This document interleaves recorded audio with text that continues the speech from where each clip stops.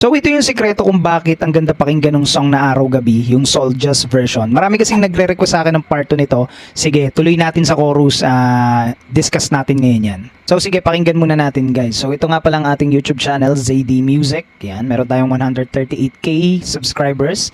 Meron din tayong TikTok and Facebook. Yan, hanapin nyo lang. Same name lang din naman yan. So, ito yung pinaka most viral nating cover songs kay Glock 9 na upuan. So anyways, pakinggan natin yung chorus part. Tapos, i-discuss ko sa inyo kung paano ginawa yung vocal placement and technique and breath support. Araw-gabi, nalalasing sa tuwa. Kapag kapiling ka, araw-gabi tayong dalawa.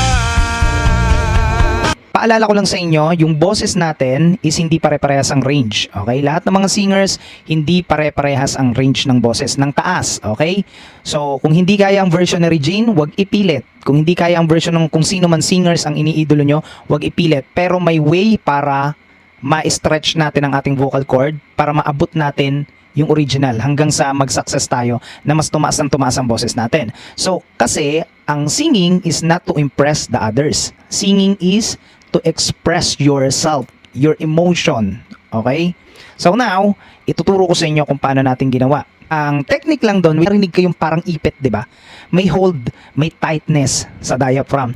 So, ang ginawa ko doon, huminga ako ng malalim from my nose and hold. Bago ko siya ilabas ang hangin, kailangan execute ko na yung boses.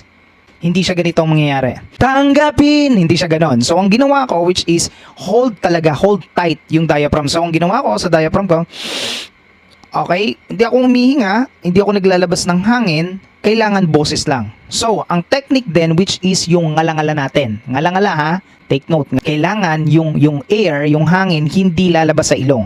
Kailangan mong i-close sa loob yan. So, try to say ang. Ito yung tinatawag ko, yung tuwang voice na tinatawag, yung pagka nagsalita ka ng ang, di ba tunog nga lang ang. Dito nang gagaling. Part ng head, i-hold mo siya. Kumbaga, i-close mo. Yung airflow, i-hold mo siya. So, para hindi siya magtunog ngongo na tanggapin, hindi siya ganun ang tunog, ang kailangan mong gawin, sasamahan mo siya ng chest. And kailangan mong i-impersonate yung voice mo na medyo malaki pakinggan. Okay? Para mas makapal, mas powerful siya pakinggan. Nagigets nyo? And support ng diaphragm. Tanggapin at dinggin. Diba?